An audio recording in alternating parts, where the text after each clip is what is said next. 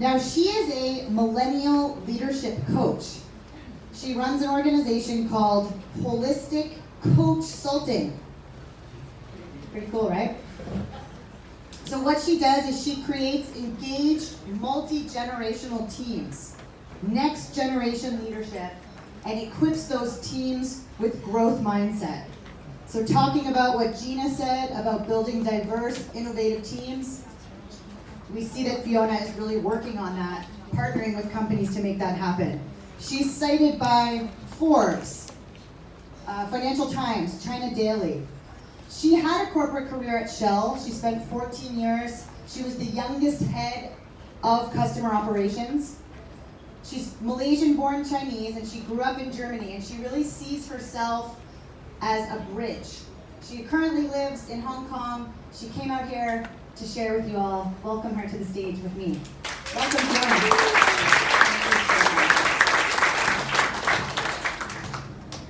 Good afternoon, everyone. Do you guys know what this is? What is this? A business card. For me, this is a door opener. One of the most, I would say, powerful tools that I use at networking events, meeting new people. When they meet me, they're excited because they see that there's a Shell logo printed on it. This tiny piece of paper also represents my self-worth. I wondered if I'm not backed up by a multinational company anymore, would I still be interesting? Would people still talk to me?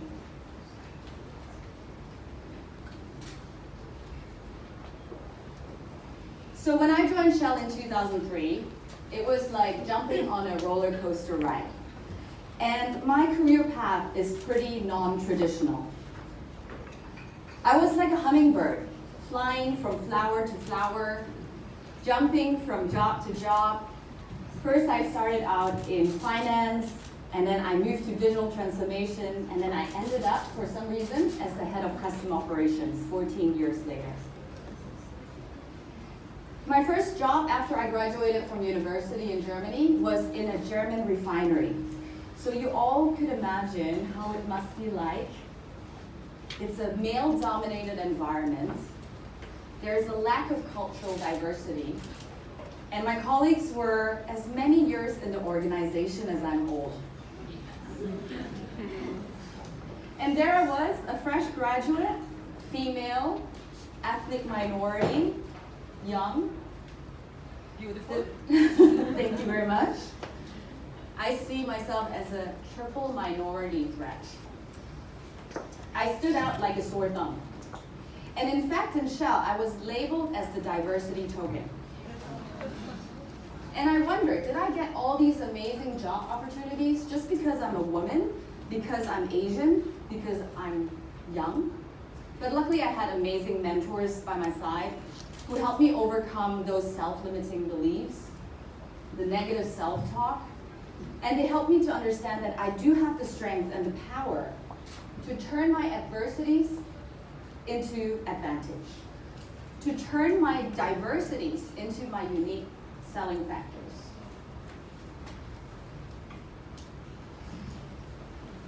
And so after that, it was kind of like the second round of being on a roller coaster without actually queuing up.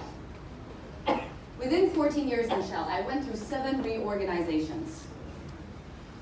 Not only as an innocent bystander, but I was also part of that entire scheme, part of the conspiracy, because I was the change manager. I had to move jobs from location A to location B. I had to even slash roles. Ironically, if I'm successful with implementing the new organization, I would also make myself redundant. And it happened twice. I made myself redundant twice while I was in Shell for 14 years. The first round was in Germany. I was the financial advisor for Germany, Switzerland, and Austria. But at that time, I was also double hatting. I was the regional implementation lead to move finance roles from Germany to India because it's more cost effective, because we can create more synergies, right? That's what we are always being told. Obviously, I wasn't the most popular person in the office. And our colleagues, what they did is to set up one white cross that symbolized a job that got slashed, that got moved to another location. So at one point in time, we had 500 white crosses scattered across the German headquarters. So obviously not a very invigorating and motivating environment to work in.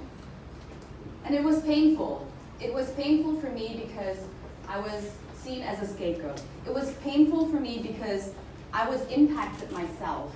And it was painful because I thought that I couldn't change anything. I felt helpless. And that pain manifested as a nervous breakdown, which I had right smack in the middle of the office. I couldn't stop crying. And that was in January 2010. In hindsight, I'm actually grateful that I had that nervous breakdown. Because without that, I don't think I would have had the courage to walk up to my boss the very next day and tell him that I want to resign because I want to focus on something that's really close to my heart. I wanted to rediscover my Asian heritage. He told me to stay on, that they're gonna try to find a solution. 6 months later, they sent me to Hong Kong. So I was appointed as the regional finance manager for Asia Pacific and Middle East after my nervous breakdown. So without it, I don't think I would have walked up to my boss and tell him I wanted to resign.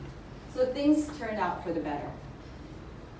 The second redundancy was announced when I was in Cebu together with my leadership team, when we had a leadership conference and we also celebrated the success of our customer operations team. That was in summer 2016. So it was an amazing beach resort. There was a marine sanctuary for those who have been there before, Cebu in Philippines. And that's when my boss dropped the bomb.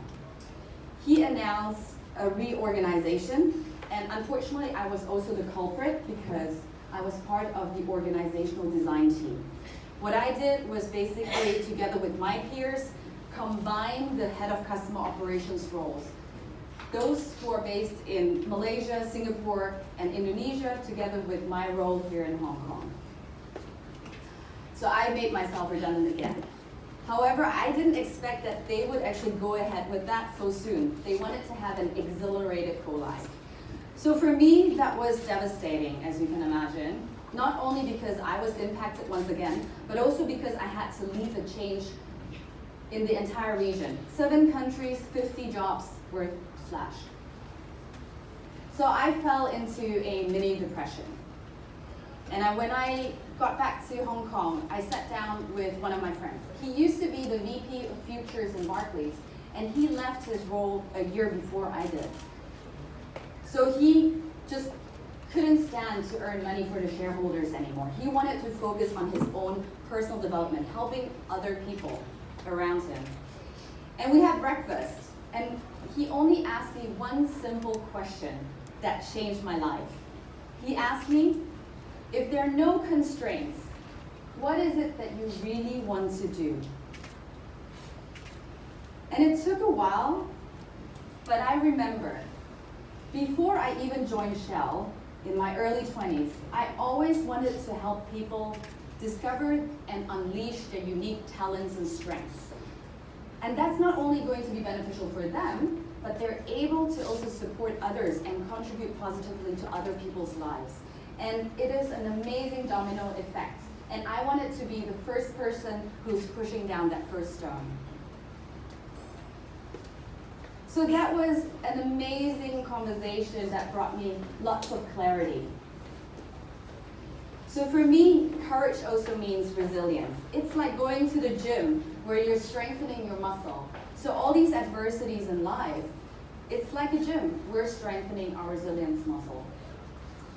And it's like, again, a roller coaster ride for me being in Shell with all its ups and downs. And boy, do I love the thrill.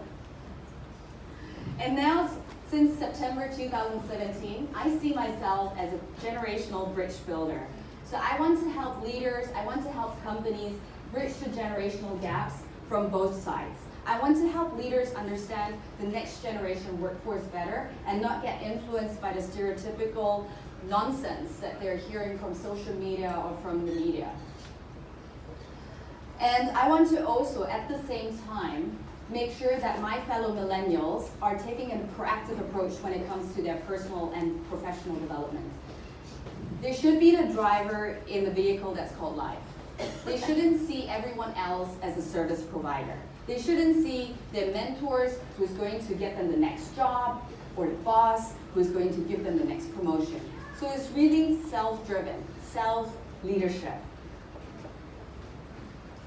So now on my business card, what you will see is my new title, Millennial Leadership Coach. And I know some of you probably, when you hear the word millennial, it will give you goosebumps. You might have an allergic effect, right? Even I myself, as a millennial, I don't really identify myself with that label. So here are some quotes. Some quotes that's related to the next generation or the younger generation. I bet you, all of you think that this is related to millennials, right?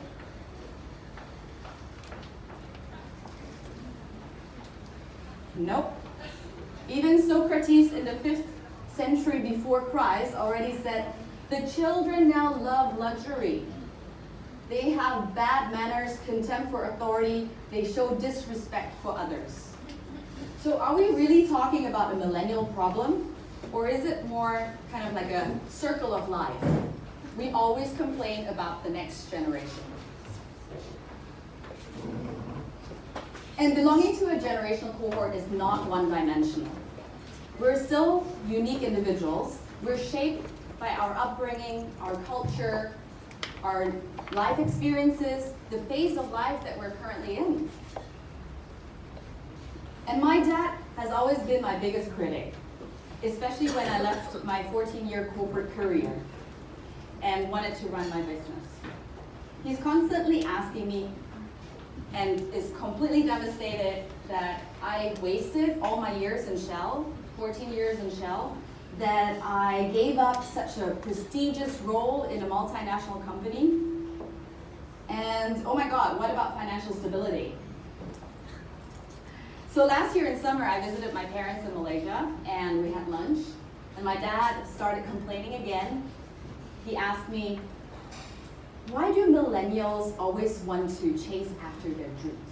Why do they only want to have adventure and fun? So for me, that's a huge trigger. Normally, I would get super irritated and very annoyed, but for some reason that day, I just remained calm, and I asked my dad, Dad, when you were younger, what was your biggest adventure? And he thought for a while, and then he remembered. He had his big adventure when he was 19 years old. So way younger than I am right now. When my dad was 19 years old, together with a bunch of high school friends, $100 US that he got from my grandma because she had to sell her sewing machine, with a huge, big portion of courage, he backpacked from Malaysia all the way to Germany. He backpacked. So he took the ship, train, apparently also horse carriage. He went through India, Afghanistan, Iran, Bulgaria, so many countries. It's amazing. And after 32 days, he finally reached Germany and 14 kg lighter. And luckily, we're talking about his body weight because his friends were not that lucky. They got wrong. So then when my dad started reminiscing with me, he finally had this eye-opening aha moment that we're not that different actually, regardless of the generation we're in. What connects us when it comes to adventure is the courage. And it's testing boundaries. It's about learning from the adversities in life and ultimately growing as a person. So when my dad shared this story, he was very emotional. I've never seen him like that. So it was amazing for us to bond that way. So I have to thank IPWS actually, because you enabled me to bond with my dad after such a long time. So that was amazing to hear my dad's story.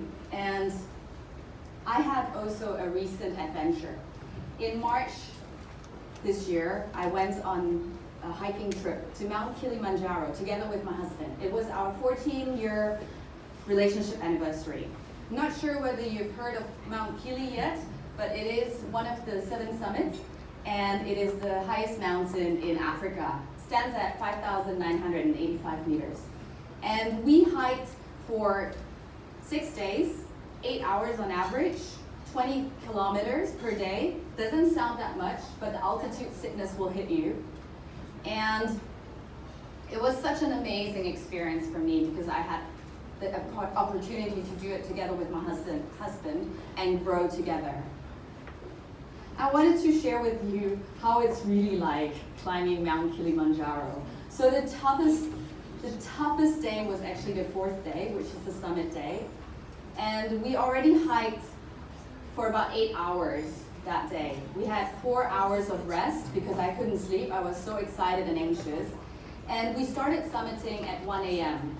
And this is how it looks like. Basically, you can't see anything. It's pitch black. And it was minus 15 degrees. We were wearing 6 layers. We were hiking up like a bunch of penguins. And I was so tired that I had to cry. 9 hours later, we finally reached the summit. And that's my husband, and I'm so proud of him because he was able to do that despite of his arthritis. I didn't even know that our guides took this video. It's so precious to me because you can see how exhausted we are. Because obviously I'm not going to post that on social media, but I'm sharing it with you here. And this is when we reached the summit. And we did the victory dance. I don't know where we got the energy from after 9 hours of hiking. And those are our 2 amazing guides, Edie and Gasto, who made this experience so amazing. So when IPWS asked me what I think when I hear that word courage, for me, courage is an attitude that encompasses 3 things. It's about resilience, curiosity, and growth.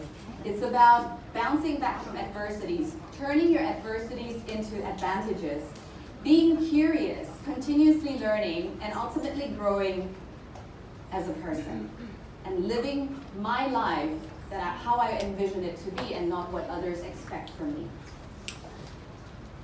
So today, I can courageously and proudly share my personal business card without the Shell logo on it, because I designed this with my vision of helping others and making an impact in this world.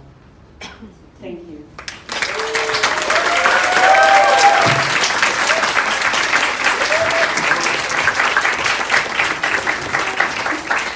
Thank you very much, Fyiona. And who was it that called out how beautiful she is?